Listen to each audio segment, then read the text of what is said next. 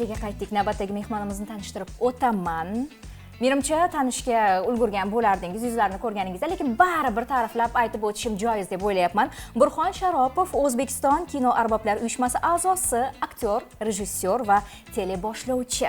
O'zbekiston televideniyasi va radiosi tarixida o'z izini qoldirgan, 40 yildan ortiq ijodiy yo'l bosib o'tgan ustoz ijodkor.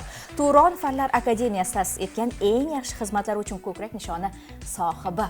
Assalomu alaykum, yaxshimisiz? Siz Burxon aka ko'rib turganimizdan, siz bilan bir davrada o'tirganimizdan to'g'risi biz shogirdlaringiz qatoridamiz, baxtlimiz, mamnunmiz. Mana shu baxt bizni va sizni tark etmasin degan holda yurtdoshlarimiz bilan, muxlislaringiz bilan salomlashib olishingiz mumkin.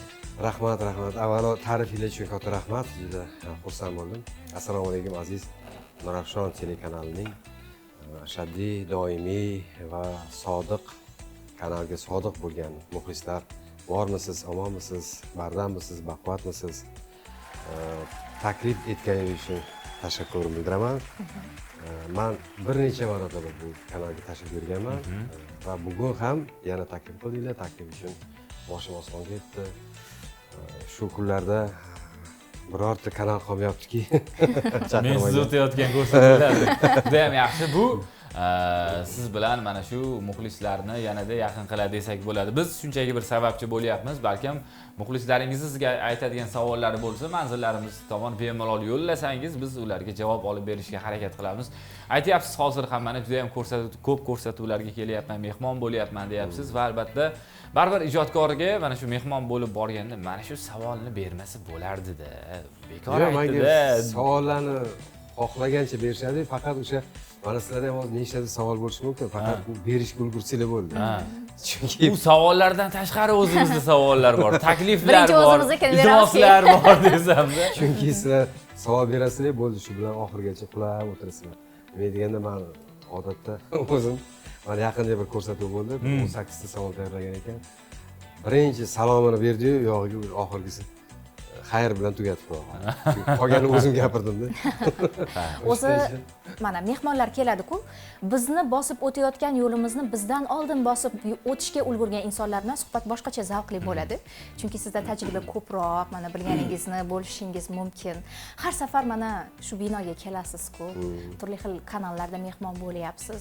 Yildan yilga yangi tajribalar bilan, yangi taassurotlar bilan kelyapsiz.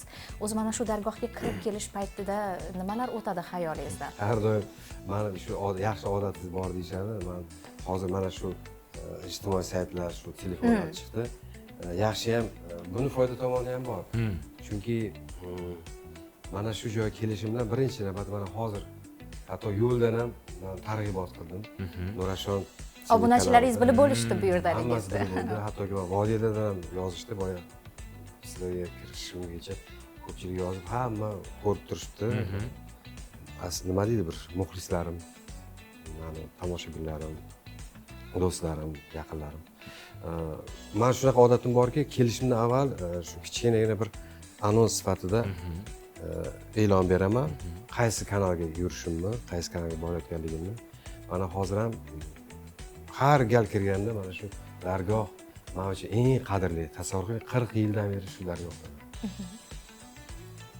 Bu bir og'iz gap bilan emas. Bir og'iz gaplar chiqsa-da, lekin 40 yil, 1986-yildan mana shu dargohdaman, hattoki mana hozir jonli ko'rsatuv o'sha 86-yil, tasavvur qiling, men talaba davrimda o'sha teatr va rassomchilik san'ati institutida o'qib yurgan paytimda o'sha harbiy xizmatdan kelganimdan keyin 1986-yil rahmatli bo'lib ketdilar ustozim Mirabos Mirzahmetov, O'zbekistonda xizmat ko'rsatgan madaniyat xodimi.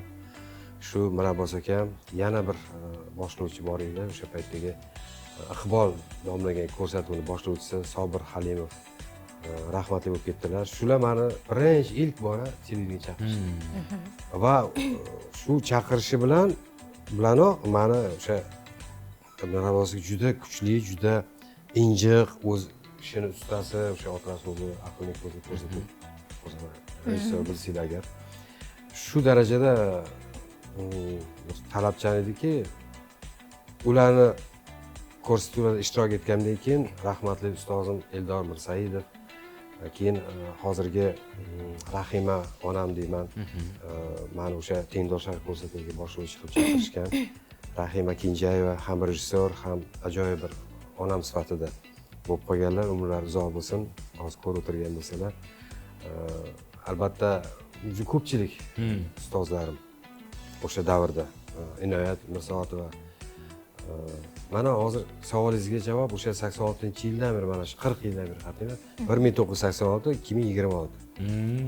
Roppa-rosa 40 yil. 40 yil ichida, so'rayman, 40 yil ichida nimalar o'zgardi bugun televideniyada? Nimalar sizda solishtirish imkoniyati bor o'sha davr bilan hozirgi davrni yaqqol bemalol mana shunday bo'lardi. Mana shular o'zgarib ketdi, bugun kutmagandim deb nimalarni ayta olasiz? Nimalar aytaman? Misol uchun o'sha boshlovchilik qilib institut bitirishim bilan men tayyor mutaxassis sifatida, yosh mutaxassis sifatida so'zsiz meni ishga olishgan. O'shanda rejissyor assistentligidan boshlanardi.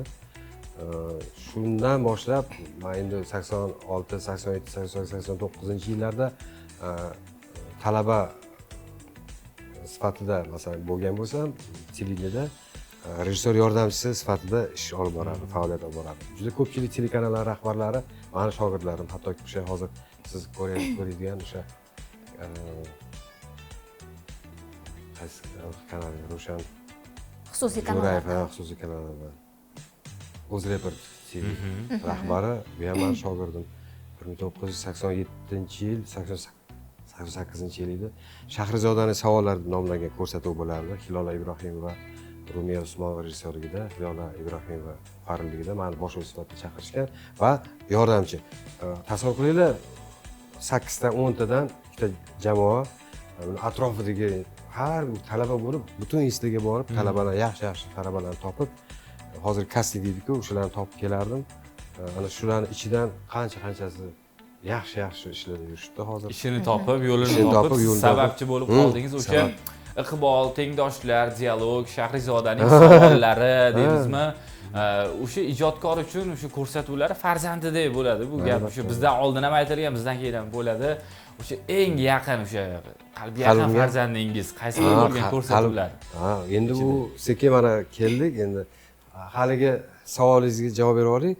Misol uchun o'sha nima o'zgargan televideniya? Men endi to'g'risini aytsam, mana shu rahmatli bo'lib ketdilar, meni yaqin do'stim, akam sifatida bo'lgan O'zbek rock yo'nalishining asoschisi mashhur Davron G'oyipov ko'p televideniya chaqirilganda, ular 82-yildan boshlab kelib yurganlarda, o'sha original guruhini asoschisi sifatida ko'p yangi yil ko'rsatuvlarida har xil shunaqa shou ko'rsatuvga kelib turishardi. Hattoki o'sha dialoglarga ham kelishardi. Keyin 3-studiya deb nomlangan ko'rsatuv bo'lardi. Oktyabr Mo'min ustozimiz, umrlari uzoq bo'lsin. Ana o'sha paytdan mana yaqin rahmatli bo'lib ketgunlaricha kelib qaragan dargoh haligacha shundoq, o'sha 82-yil kelganim o'sha yerlar shundoq turibdi, devorlar shundoq. Xotira, xuddi o'sha xotira, hech narsa o'zgarmagan.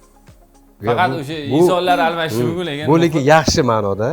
Nimagaki o'sha meni bolaligim, yoshligimdagi holatni eslatadi. Biz ko'p hattoki o'sha Muhabbat Hamrayeva bilan ko'p eslashamiz.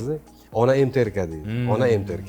Bu MTRKdan mutaxassis sifatida qancha ijodkorlar chiqib, mana hozir qancha hammasi deyarli xususiy kanallarda. Kim rejissyor, kim boshlovchi, kim boshqa yo'nalishda. O'sha ko'p eslaymiz, bu ona MTRK juda ko'pchilikni xalqimizga xizmat qilish uchun, beminnat xizmat qilish uchun yaratib bergan. O'shalardan bittasi men. Mana so'zingiz tasdig'i sifatida aytishim mumkin. Haqiqatda ona MTRK deb ayta olamiz. Chunki 3 yildan oshgan bo'lsa faoliyat olib borayotganimizga uyimizga aylanganda, ishga uyga borib kelamiz. Bu yerda ishlaymiz, farzandlar, oila baqir-chaqir to'polon bu yerga dam oladi, deysiz, ijod qiladi, siz kabi ustozlar bilan suhbatlashadi. To'g'rimi, Nargiza? Xuddi shunaqa. Hozir mana bitta narsa xayolimdan o'tyapti-da, 40 yildan ortiq baribir. 40 yil deyapsiz-ku, lekin 40 yildan ortiq sohaga kirib kelishingiz. Insonni mana tajribasi oshgani sari biror sohada o'zini prinsiplarini qo'yishni boshlaydi. Deylik, narx belgilaydi yoki mana shu shart-sharoitlarni menga qilib bersangiz keyin siz bunga qanaqa qaraysiz?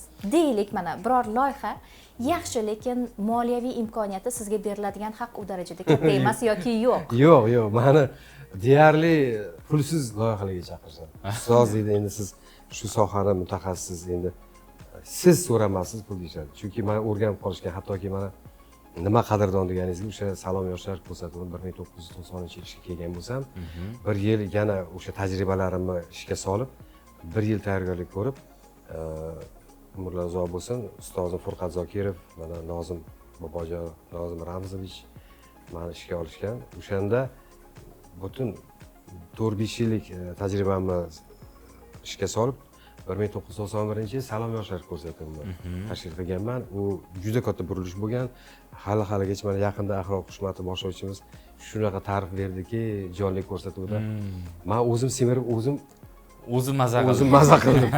Shunaqa darajada ta'rif berdiki, meni haqiqiy ma'nodagi o'sha yaratgan Salom yoshlar ko'rsatuvi. Mana hali hanuz 91-yilda mana deyarli 35 yildan oshdimi? Deyarli mana hali hanuz ko'cha-kuyda Salom yoshlar deyshadi. Bundan keyin 97-yil 7dan 70gacha ko'rsatuvni shakllantirganman. Xuddi shu Salom yoshlar, faqat nomini o'zgartirganman. Nimaga deganda, ko'cha-kuyda yuraman, Salom yoshlar deyveradi. Hamma butun kelgan mehmonlar mana o'tirardi, mehmon kelgan bo'lsa, "Xonaga Salom yoshlar deb qo'yishim kerak-ku" deb qolardi. Keyin mumkin hamma odat bo'lib qolgan Salom yoshlar degan narsa. Misol uchun o'sha Rahmat Muhriddin Xoliq juda ko'p ijtimoiy tarmoqlar tarqalib ketdi. Salom yoshlar degan joylari bor. Keyin Qorbo'ron o'ynagalarimizda ham o'shani tarixiy suratga olib qo'yganman. Agar e'tibor bersanglar, hozir ham ko'rib o'shani kadr orqasida men aytganman. Muhraga Qorbo'ron qor otayotganimda Muhraga qor olib menga otmoqchi edi. Muhraga bu endi esdalik bo'lib qoladi deganman. Qarang, haqiqiy ma'noda esdalik bo'lib qolibdi qarang. Qorbo'ron Salom yoshlar. Keyin akalari Shahobiddin Xoliqov Salom yoshlar, Burxon qara lekin otma menga degan joylari qolib ketgan. Hammani o'sha hozirgacha ko'cha-kuyda ko'rsa, o'sha eski masalan xizmat ko'rsatgan artist Muqimiy nomidagi Davlat akademik musiqali teatrini direktori Azimulloxonov har doim ko'rsa Salom yoshlar suhbatlarimda ham shunaqa nima bo'lardi, ibora bo'lardiki, o'shani aytmasa bo'lmasdi. Juda ko'p. Endi buni hozir sanab o'tadigan bo'lsa, menga ajratilgan vaqt, bizga ajratilgan vaqt yetmaydi. Boya aytganimdek, o'sha savollarni amas qolib ketadi. Xullas, ana o'sha men uchun qadrdon, 7dan 70gacha. Keyinchalik asosan Burxon aka, moliyaviy taraf mayli unchalik bo'lmasin, lekin yaxshi gaplari bo'lsa, e'tirof ijodkorni o'sha qo'llab-quvvatlaydigan, ruhlantiradigan, ijod qilishiga undaydigan lekin baribir quruq gapga qorin to'ymaydi. Har doim e'tirof yetarli. Har doim mana yaqinda ham kanal taklif qildi. Men hattoki o'sha O'zbekiston xalq artisti sizda deydi butun san'atkorlarga so'z o'tadi, siz o'shaning uchun ko'rsatuv qilib bering bizga. Xo'p, nima bo'ladi desam, ha endi kelishamiz. Bu kelishgan gapi umuman meni borib kelishimga ham yetmaydi. Bitta ko'rsatuv, misol uchun mana hozir birorta boshlovchi bilsanglar, masalan, hozirgi kundagi mana sizlar tengi boshlovchilar 1-2 so'msiz bormaydi chiqaqda, hattoki ko'rsatuvga chaqira olmasani, suhbat bo'lishi qancha berishadi deb turishadi. Men birortasiga bir so'm gapira olmayman. Hali hanuz meni haqimda yaxshi Allohga beadad shukur, men xursand bo'laman. Hattoki o'sha muhabbat kuychisi Anvar Sanafiy ham tekinga klip olib berganman. Hali hanuz hamma joyda gapiradi. Yaqinda ham masalan konsert san'at konsert berganda ham ro'paramga kelib yig'lab bordi. Mana shu inson bir so'm pulim yo'q, hali yaqinda ko'rsatuvda ham ko'p joylarda gapiradi. Ustoz dedi, yozaveradi, men bu joyda siz gapirdim. Qarasam hamma borgan intervyularda Burxon aka mana shu kungacha yetishimga, tekinimga klip olib berib, mana shu kunga yetishimga Burxon aka sababchi bo'lganlar. Shu bilan men hali menga berilgan $100 masalan 1 million, 5 million, 10 million shu bilan yuvilib ketadi. Hammasi. Xursand bo'lib, o'zimcha xursand bo'laman. Allohga beadad shukur. Umringda baraka top deyman. Masalan, Bo'riya, Sharob Muqimov, Ozodbek Nazarbekov ham bor menimcha bu ro'yxatda. 1994-yil ular ichida o'sha Muhriddin Xoliqov iltimos qilmaganlar, taklif berganlar. Burxon, chunki men 86-yildan beri Muhriddin Xoliqov oilasi bilan aka-ukadek oilaviy borish kelishimiz bo'lgan, chunki 1986-yilda men harbiy xizmatdan kelganimda, yuqorida aytganimda, rahmatli Husniddin Xoliqov ukalari bilan xizmatda bo'lganmiz. 2 yil Sibir degan joylarda xizmatda bo'lganmiz, ichki ishlar qo'shinligi. Va o'shandan kelgandan keyin biz Muhriddin aka bilan tanishib, hali Muhriddin Xoliqov ovozi ham yo'q edi, hech qanaqa nomi ham chiqmagan edi. Kichkina nima deydi? Yaqin davralarda Muhir degan laqabi bo'ladi. Va kichkina xonanda bor ekan, zo'r ekan, to'yda ashula aytar ekan degan nimasi bo'lardi. Keyin meni o'sha break dansni olib kirganimda, meni ko'pchilik mana hozir bilib ko'rib turibdi. O'sha break dans raqsini olib kelganman. O'sha Moskvada xizmat qilganimda moskvishlar kelib konsert berganda menga yoqib qolgan. Avvalo men o'sha institutda o'qib yurgan paytimdagi plastik holatim juda yaxshi bo'lgan va men tez uni o'zimga singdirganman. Olib kelgandan keyin mana shu narsa meni televideniyega chaqirgan. O'sha Mirabos aka eshitgan. Mana bu nimadan teatr institutida bola bor ekan, gruppasi bor ekan, shu break dance, raqs kurslar ekan. Shuni chaqirib kursiga chaqirgan. Shu sabab bo'lganda. Muxor aka ham shuni ko'rib qolib, menga ukam san bo'ldi, bugundan boshlab men ukam san 86-yilda biz do'st bo'lib kelganmiz.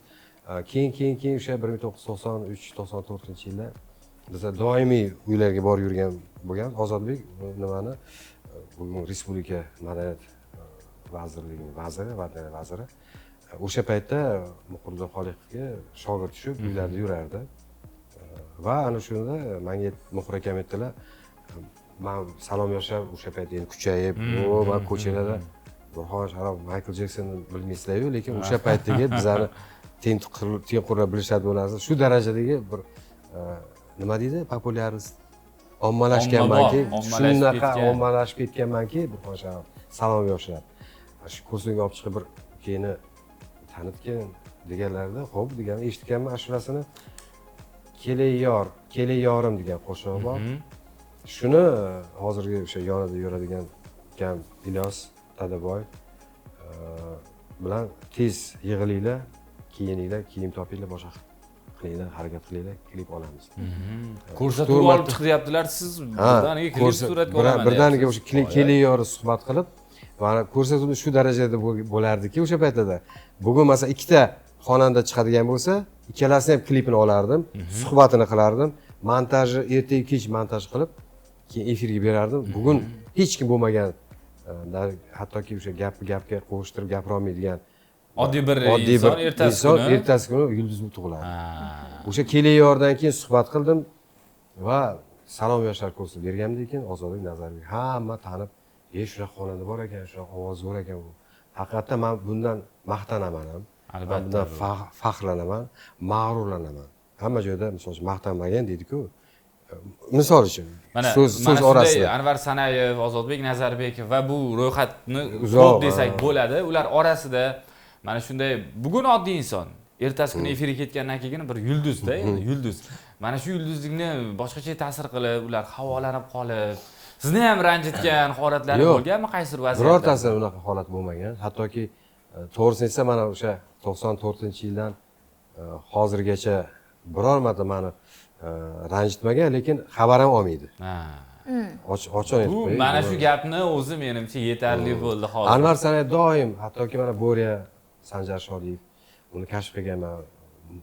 O'zbekiston xalq artisti, O'zbekiston davlat akademik drama teatrining Otaxon teatri direktori Yodgor Sa'diyev. Burxon bu Bo'riya deyishadi. Chunki Bo'riya ularni kinoga taklif qilganlar-da. Qilgan nima farzandimidi nomi? Asal Shodiyev o'ynagan o'shanda. Bu Bo'riya deydi, bu san olib chiqqan ekansan deydi Bo'riyani. Bo'riya oti nima o'zi bu? Shu darajada-da. Shu darajada. Bo'riya desa bu Bo'riya, bu san ana aktyor ekan u. U Sanjar o'sha meni egizaklar, jonim seni yoqib egizaklar filmidan kashf qilganman uni. Mana shunaqa hattoki o'zi ham gapiradi. Ustoz edi. Biror marta meni hech kim o'zgartira olmadi. Mana o'sha haligacha Bo'riya 21 yil bo'ldi. Qilib bo'ldi Bo'riya deb nom. 21 yil bo'ldi shu film olganimga. 21 yil ichida hech qachon hali birortasi Sanjar Shodiyev, assalomu Sanjar aka degan edi. Har doim o'zi ham Instagramda ham Bo'riya yozib qo'ygan. Bo'riya Sanjar Shodiyev stili chiqib keladi. Nafaqat kliplar, mana shu hozir aytib o'tganingizdek filmlar orqali ham ko'plab iste'dodlarni o'sha xalqqa olib chiqqansiz, ularni xalqqa tanitgansiz, yangi aktyor aktrisalarni kashf etgansiz. Ulardan eng o'zingiz yaxshi ko'radiganingiz qaysilari mana bugun Burxon aka? Mana shu aktyorlarim baribir boshqachada deysiz-ku. Yaqinda o'sha suhbat bo'lganda juda chiroyli bir iborani gapirdi. Minglab shogirdlar kashf etgan deb savol berdi. Xursand bo'lib ketdim. Keyin yana qo'shimcha qilib Burxon aka shu shogirdlaringiz taxminiy nechta deganda unaqa demagan dedi. Barakasi. Sanamagan. Sanog'iga yeta olmagan. Sanamagan. Chunki bundan keyin ham hali qancha xonanda aktyorlarni kashf qilishim kerak-ku. Sanamagan, barakasi uchadi. Lekin to'g'risi men biror marta birortasiga birsini berasan, boshqa qilasan deganim yo'q. Lekin ana endi hozirgi kunda baribir oila, bola chaqa, to'y hasham qilish kerak, boshqa qilish kerak. Lekin baribir haqqim bor-ku, haqqimni so'rashga. Albatta. Shu haqqimni so'raganda ko'pchilik noqulay bo'ladiki, pul berish kerakmi deydi. Qanaqasiga? Men shuncha mehnat qilib, ter to'kib, oilamdan voz kechib, kun kech demasdan shuncha ishlasam-da, aka endi Anvar sanab teginga klip olib bergansiz. Endi undan andoza olib yo'q, shunaqa mana Instagram nimalarda ham yozishadi. Hattoki o'sha izohlar nimalar. Menga ham yordam bering. Mana Anvar san 20 yil o'tib, sizni hamma joyda maqtab, ustozim teginga olib berganlar deyshadi. Biz ham qachondir mashhur bo'lib kelsa 20 yildan konsert berganda sizni aytib ketamiz, xonaga 20 yildan keyin sizni maqtaymiz, yig'lab beramiz deb gapirishganlar ham bordi, gapirganlar. Hayron bo'laman hozirgi aytgan gapingizga. Moliya tomoniga qo'rqib gapiraman. Xuddi bir muttahamdek o'z-o'zidan bir masalan hozirgi ayni korrupsiyaga qarshi kurash davrida xuddi men ulardan pora so'rayotgan edim. Lekin men mehnatim qilayotgan ish evaziga kim misol uchun haq to'lanishi kerak. Davlat ishidagilar ham masalan oylik oladi qilgan mehnatiga. Masalan o'sha nafaqatiga ham shuncha yil ishlab nafaqaga chiqib nafaqasini oladi. Endi men shuncha mehnat qilib endi o'zimga yarasha haqqimni so'rasam bu yomonmi bu? Juda qiynalsangiz menga ayting Burxon aka, men shunaqa ustaman. Ha bo'ldi bu shogird qolaman. Qamrojon, o'sha pul taklif bo'lyapti. Men bu tarafni mana misol sovg'a ham olib qoldim deb bugun. Tegirmonga tushsa umuman quruq qo'l bilan chiqmaydilar. Mana shunaqa eski o'sha kecha ham shu Madaniy Ma'rifat telekanalida suhbat bo'lganda menga dinozavrlar zamonidan oldingi ijodkor Burxon Sharop tanishtirdi. Dinozavrlar o'zi umuman u asli qachongi u mavjudotlar. O'shalardan ham oldin ekanman. Ha, qarang, sizga shuncha bir anaqa berishdi. Endi shuncha tajribam, shuncha mehnatim bo'lsa-da, endi masalan men u ijodkorni targ'ibot qilib, kinoga olib, qo'shig'ini targ'ibot qilib, olib chiqsam, u tanilib, ertaga pul ishlashni boshlasa-da, men o'tiraversam tekinga. Endi bu juda nima deydi? Umuman bir hech qanaqa to'g'ri kelmaydigan holat. Bugun Burxon Sharopov qanday filmlar ustida ish olib boryapti? Yangiliklar bormi? Kechagina mana majlis bo'ldi. Aha. Kuni kecha Ma'daniy vazirligi, O'zbekiston Respublikasi Prezident administratsiyasi tomonidan O'zbek kino milliy agentligi rahbariyati majlis bo'ldi. Men endi bu majlisda ancha nima deydi bir dolzarb gaplarni rejissyorlar gapirishdi, chunki kecha 15-20 yil oldin juda tomoshabin bor filmlarni olib yurgan rejissyorlar hammasi hozir boshqa ishda yurishdi-da. Hali bu hattoki bir rejissyorimiz ismini chiqib qoldi, gapirdiki, hattoki uy bozorida uy sotish bilan shug'ullanadi. Lekin yaxshi filmlar olgan. Issiqnon degan film ko'rganmisizlar? Issiqnon. Aha. Shu film juda zo'r ishlandi. Shuni rejissyori hattoki men boshqa ishlar bilan shug'ullanib yuribman. Kechagi majlisdan keyin men aytdim, intervyu berdim bir nimaga. Qani shu majlisdan keyin o'zgarish bo'lsa, men 15 yildan beri kino olganim. Men xohlardimki, o'sha 15-20 yil oldingi qanaqa ajiotaj bilan tomoshabinlar kinoteatrga borishardi, kinolarni ko'rib, liq zallar to'la, men shunday ko'rib, shunaqa xursand bo'lardim, shunaqa zavqlanardim. O'sha 1 oy, 2 oy, 3 oy, 6 oy, 1 yil ishlab charchagan holating odamlarni kinoni ko'rib rahmat deb chiqib ketishda shunday charchoqli chiqib ketardi-da. Lekin afsuski mana hozir u kinolar yo'q. Ertaga majlisdan keyingi mana rejalar ancha yaxshi rejalar gaplashildi. O'ylaymanki, yana o'sha hattoki mana qo'shni davlatlarimiz Qozog'iston va qirg'izistonlik kinoijodkorlar 15-20 yil oldin meni kinolarimni sotib olib ketishardi. O'sha sharoit bo'ladi. Bugunga kelib biz ularning filmlarini bugun birinchi o'ringa chiqdi hozir. Ilg'orlab ketdi deb ayta olamiz, chunki ularning filmlarini butun dunyo tomosha qilyapti. Chunki bizning kinolarimizni tomosha qilishardi shu darajadaki, ular bizga havas qilib, hattoki men 2008-2010-yillarda menga taklif qilib kino olishgan. Qozog'iston, O'zbekiston-Qozog'iston hamkorligida Taqdir o'yinlari degan bir film olganman. Deyarli 90% qozog'istonliklar bo'lgan. 10% bizdan. Ulug'bek Qodirov, Jamila G'ofurova, keyin Jumadulla Ramedov, Jumashag'a shu aktyorlar o'ynashgan, Boyir Xolmirzayev bo'lganlar. Eslaganlarim, eslolmaganlarim xabar bo'lishmasin. shu darajadaki bizga murojaat qilishadi. Endi men o'ylaymanki, qani ertaga vaqt yurayman. Yo'q, hozir Nargizaxonga yoqyapti. suhbat qilamiz. Reklamaga navbat bersakda, undan keyin qaytsak. Telekanal rivojga hissa qo'shadigan reklama bo'ladi. Reklama ko'ramiz. Reklama. Marhamat.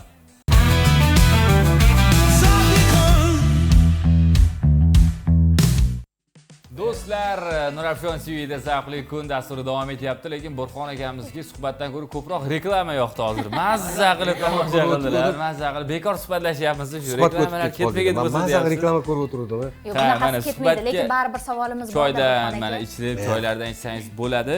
Yana bir savol yozilgan ekan, mana shu savolni aytsam sizga. O'zingiz haqingizda bir film olinsa yoki o'z ishlaysizmi? Mana yaqinda bosh rolni kim o'ynagan bo'ladi? Kim? Yaqinda uyga qaytib nomli ko'rsatuv bo'ldi. Film hujjatli badiiy film sifatida ishlandi. Dilrabo Akramova Madaniyat ma'rifat telekanali mohir. Uyga qaytib, uchta qizni sarguzashtlari emasmi? Yo'q, uyga qaytib. Bu siz haqingizdanmi? Men haqimda bo'ldi. Film sifatida qilindi. Shunaqa chiroyli. Men haligacha hamma ko'rganlar bu film bo'lib ko'rsatuv. Agar boshqacha film bo'lsa, o'zingiz bir meni seriallarga unga chaqirib turishadi, lekin rozi bo'lmayman. Oxirgi yaqinda Ozod Shams rejissyor shogirdimiz serialga chaqirdi. Men aytdim, ertaga meni obro'yimni to'kib yuboradigan bo'lsa kerak emas. Yo'q, shifokor dedi. Yo'q, mana Burxon aka, sizni hayotingizni biz ko'rsatmoqchimiz xalqqa. Sizni rolingizni bitta sizni mana aktyor o'ynasa, kim o'ynardi-yu, uni nomi kim bo'lardi? Nomi nima bo'lardi? Nomi qiziq bo'lyapti bizga nomi. Men ko'p xayolimdan o'tadi shu narsa. Chunki hattoki men esse yozmoqchi bo'lganman. Vaqt topolmayapman. Bir yana aslida yosh Alloh yosh qancha yosh bergan Alloh biladi-yu. Bir vaqt topib o'tirib yozsam, menimcha juda ko'p tomli asar bo'lsa kerak. Roman sifatida bo'lib ketsa kerak, lekin menga taklif berishgan. Siz haqingizda ko'rsatuv qilinsa, ko'rsatuv qilaylik. Juda uzoq. Bu serial yoki badiiy filmlardan ham qiyin. Chunki uni instenovka qiladigan joylari, o'sha tarixiy qilingan narsalar agar tashkillashtirilgan bo'lsa, u Gollivud filmlaridan ham o'tadi. Nomini men topib bersam bo'ladimi? Bir nom keldi. Mana Superman, Batman, Spiderman bor-ku. Superchilar. Yo'q, Saxiymen bo'lardi. Saxiymen. Saxiymen. Oho. Yo, o'zi saxiylik to'g'ri. Shuncha endi qilgan ishlaringizdan ko'ra boshqa ham topa olmadim sizga. Aytdim, nega boyadan biri jim o'tiribdi Shomurod aka? Ajabo, nimani o'ylayapti? Hozir yana bir g'oya kelib qoldi menga. Burxon akamizga atalgan savollar hali ko'p-da. Hozirlarni chiqarib olmaylik. Navbatdagi mehmonni ham chaqiraylik-da. Ham teleboshlovchi ustoz. Birgalashib dasturni yanada bir boyitib olib borsak. Nima deysiz? Uchta boshlovchini Fayzi ham boshqacha bo'lsa kerak. Sizlar nima deydi? Bo'ldi, demak rozimisiz, roziligingizni oling. Rozi rizoliklarni oldik. Mehmon sizlar, mezbonsizlar. Sizlar nima desanglar shu. Aziz do'stlar, hozir aynan Burxon Sharopov qo'l ostidagi deymizmi ijod qilgan filmdan bir parchani tomosha qilamiz. Kutilgan navbatdagi mehmonni qarshi olamiz. Marhamat.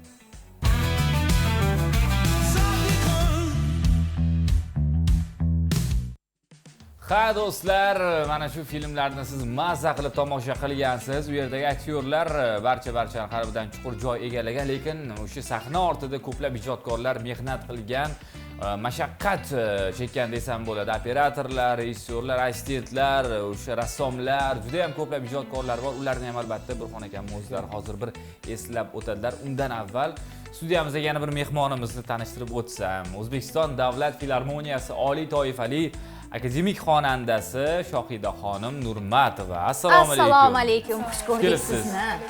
Assalomu alaykum. Bugun usta boshqa yaxshimisiz? Qanaqa savol bergan bo'lardingiz Burxon aka? Avvalo hozirgi film haqida shunda gapirib o'taylik. Chunki filmda ajoyib siymo, rahmatli O'zbekistonda xizmat ko'rsatgan artist, hammamizni, butun O'zbekistonni onadirdim, onamdirdim.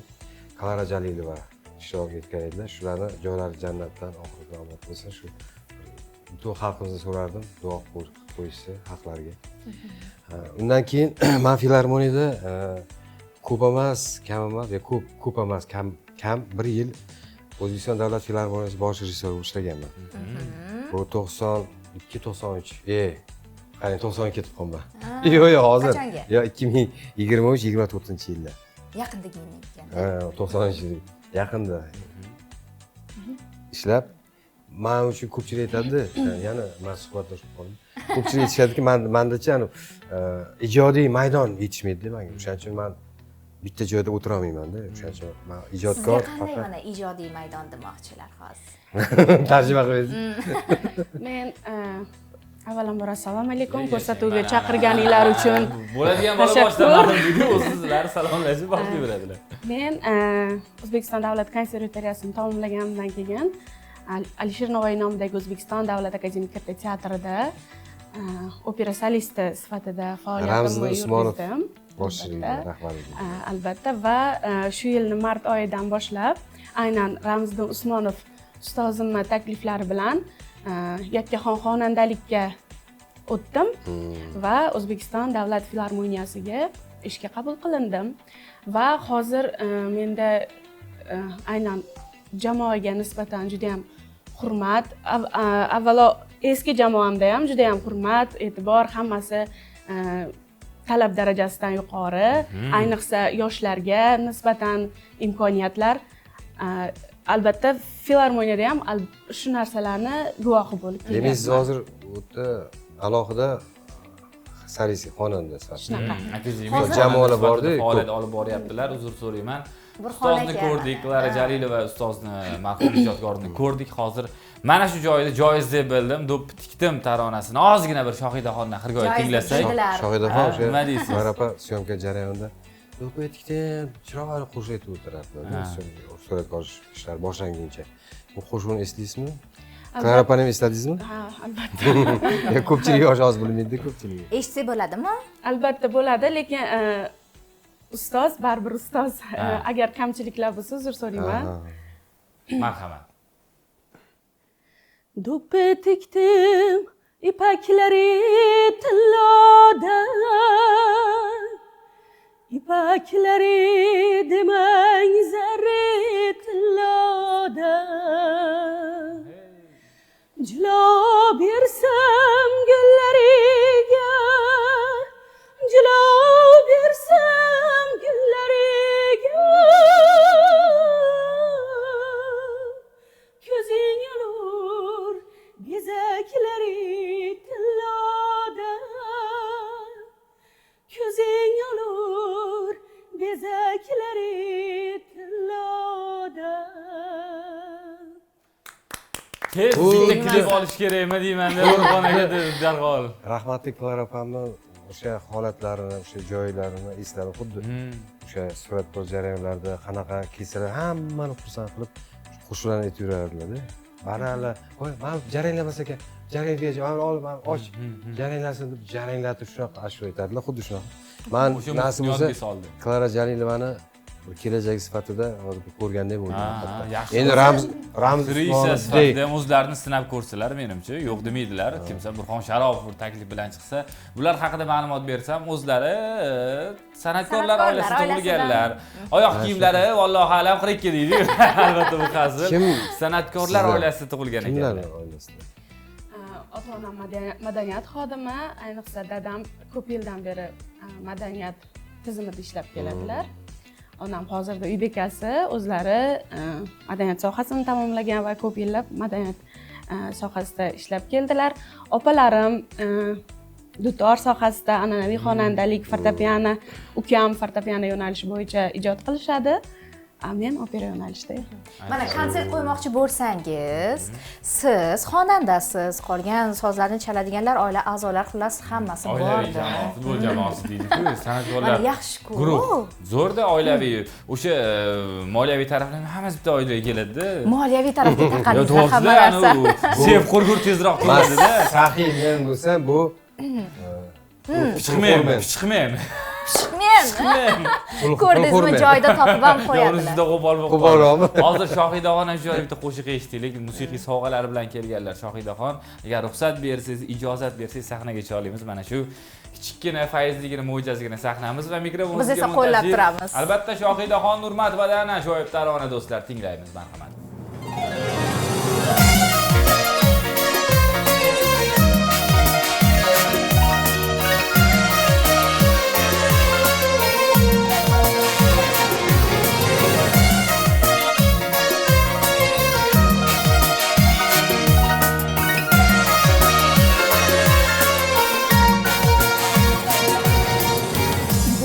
desang O'zbekiston chaman bo'stondir. Bag'ri kengdir, quchoqlari ochiq mezbondir. Yetti iqlim shevasida dog'li dostondir. Bobolardan bobo meros qutlug' makondir. Tog'lardan yuqori dildagi muqori O'zbekiston mening diyorim. Tog'lardan yuqori dildagi muqori O'zbekiston mening diyorim.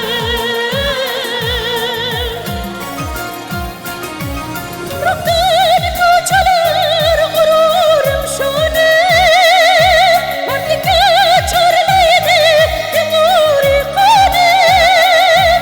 Butun tarixim butundir qonim, muqaddas vatanga safdadir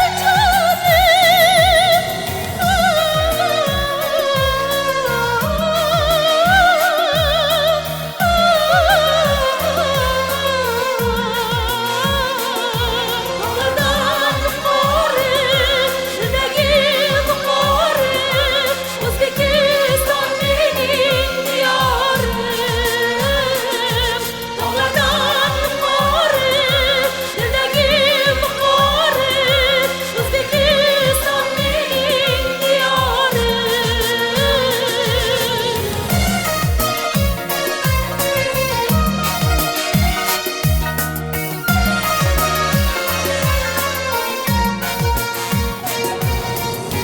Zamon keldi aziz do'stim sening zamoning. Qo'l uzatsang ro'yobini topar imkoning. Katta yo'lda dadil borar ulug' karvoning. Tarixlarda qolar abad davru davroning. Tog'lardan yuqori dildagi muqori O'zbekiston mening diyorim. Tog'lardan yuqori dildagi muqori O'zbekiston mening diyorim.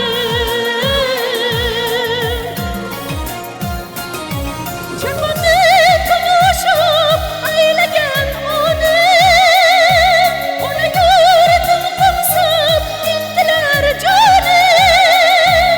Endi aziz qilgan aziz insonim, buyuklar beshigi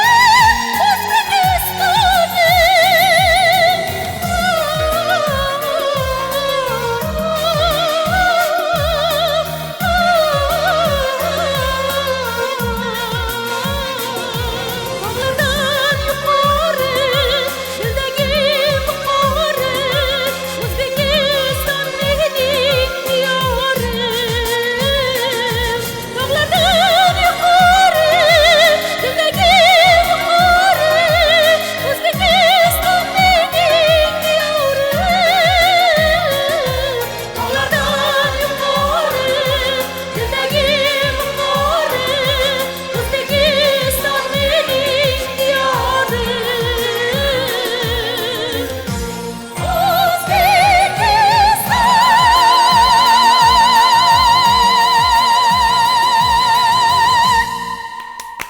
Bravo deymiz, bravo. Gap bo'lishi mumkin Go'zal. emas. Tasanno, tasanno. Dunyodagi eng baland binodan ham o'tib ketdi hozir, baland pardalar. Gap bo'lishi Ijroyi mumkin. ham Shu joyda- go'zal. ha, shu joyda mani xayolimga yaxshi bir fikr keldi. Lekin qizlarimizdan kamda bu yo'nalishda. Yigitlarimiz yaxshi shunaqa qo'shiqchilarimiz bor.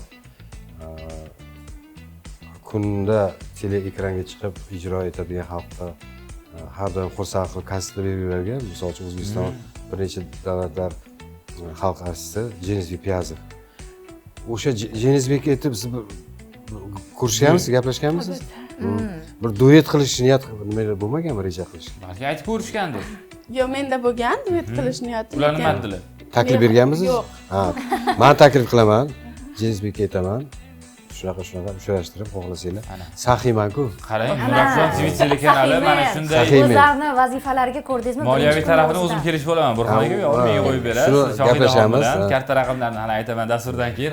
Qarang, mana o'zi umuman hazil-hazilu yurtimizda yoshlarga imkoniyat keng. Buni yaqqol misoli har haftani payshanba kuni yurtboshimiz tomonidan yoshlar kuni deb e'lon qilindi va albatta ayrim joylarda eshitamiz, bugungi yoshlar fonogrammaga o'ch, bugungi yoshlarda iste'dod yo'q, qani avvalgilar deyshadi, lekin hozir mana Burxon aka ko'ryapsiz. Mana bor-ku.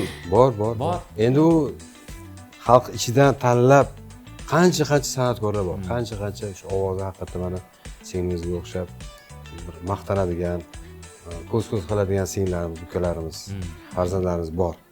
Lekin ularning ko'pchiligi o'sha moliyaviy tomondan kelgandan keyin, misol uchun menga ko'p jo'ramaganda saxiy, men saxiyman-ku. Ular boradi, albatta oldiga katta summani narxini qo'yadi, boshqa qiladi. Shu bilan qarabsizki, bunda sharoit yo'q. Shu bilan yo'qolib ketaveradi ular. Bori ham yo'qolib ketadi. Lekin yoshlarimizni haqiqatan qo'llab-quvvatlash kerak. Hech bo'lmaganda yaxshi mana hozir Yenisbekga men tayinlayman, uchrashtiraman. Etaklardan mahkam tutsangiz, niyatingiz amalga oshishi mumkin. Shohidaxon, mana endi o'zingizdan ham eshitsak, ijodiy faoliyatingiz boshlangan, ancha yillar oldin qadam qo'ygansiz, mana ijroingizni ham ko'rdik, jonli ijroni. Bu baribir mehnatni talab qiladi, ustozlarning mehnati, ota-onaning mehnati, o'zingizning mehnatingizdan tashqari.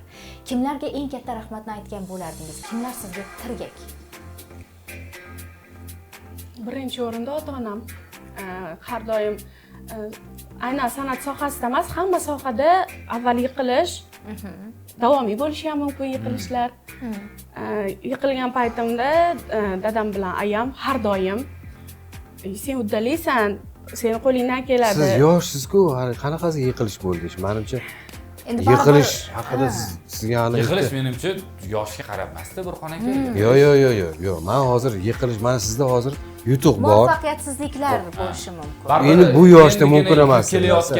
O'sib kelayotganda hamma ham siz kabi saxiy men emasda, bag'rini ochib kutib olmaydi. To'g'rimi Shohidaxon? Mana to'g'ri aytishlarni deyaptilar-da. Hozir ota-onasi ko'rib turgan bo'lsa, meni gapimga qo'shiladi. U yiqilish degani bu ancha bir yo'lni bosib o'tib, yo'qolib ketib, umuman nomi chiqqan, qachondir chiqib yo'qolib ketgan biror bir xonanda, ijodkor bo'lsa, uni hech kim. Siz hali oldindan baribir hammani o'zini kechirmasi bor. O'zingizga tortmay bu narsani. Yo'q. Men tajribali odamlar menga gapimni qilyapti. Mana kattalarning gapiga kiramiz. Gapim bo'lmaydi. Endi bu nima? Yosh qiz hali yiqilish haqida o'ylamang, tortmang o'zingizga bu narsani.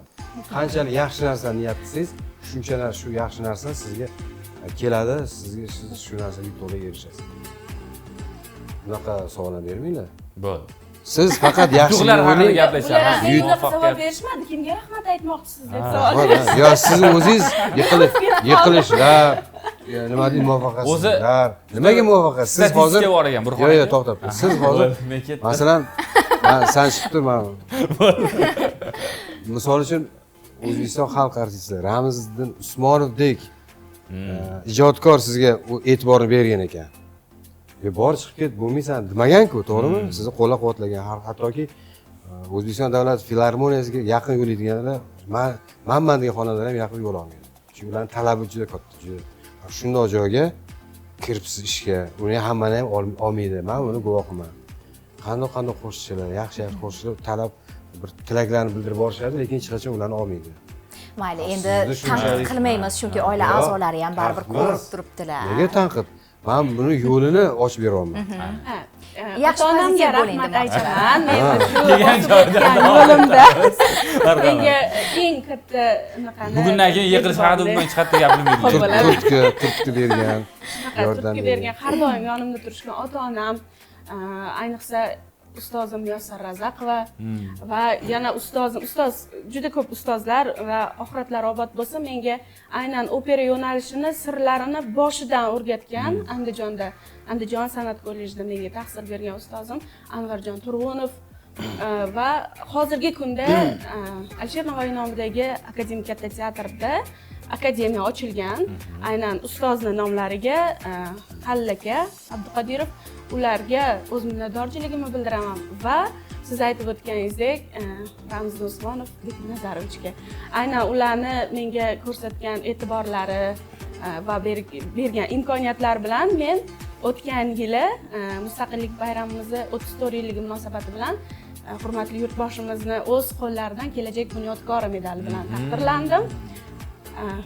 Shu uchun barcha men uchun jon kuydirgan barchaga, men bilan teng yig'lagan, men bilan teng kulgan hamma yaqinlarimga rahmat aytaman. Salomat bo'ling deb qolamiz. Bu kabi yutuqlar soni, faxrlanib aytadigan yutuqlar soni faqatgina ko'paysin, yangi asarlaringiz chiqsin. Mana shu dunyo sahnasiga chiqib O'zbekiston bayrog'ini san'atingiz orqali yuqoriga ko'tarish nasib etsin deb qolamiz va va'dalar berildi. Biz va'dalar natijasini kutamiz. Agar kerak bo'lsa Ramzanga ham biror bir tushuntiradigan bo'lsa. Demak, bu suhbat efirdan keyin ham davom etadi do'stlar, lekin Burxon akam o'zlari yaxshi biladi, vaqtimiz chegaralangan. Hozir xayrlash onlar yetib kelgan ekan.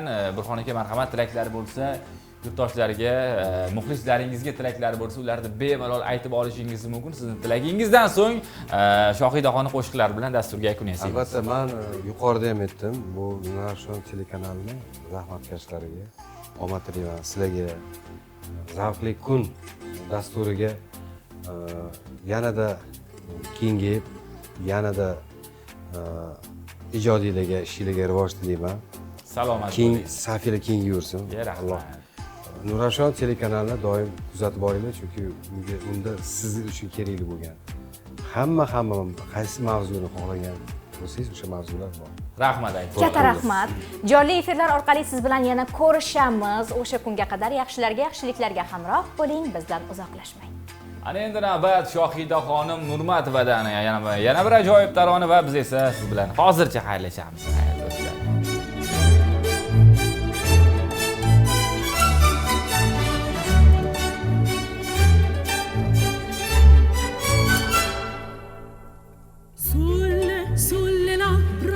Sulle labbra, se potessi dolce un bacio ti darei, dolce un bacio ti darei. Tutte direi le dolcezze dell'amor, a tutte le dolcezze dell'amor, sempre sisa, ti dà presso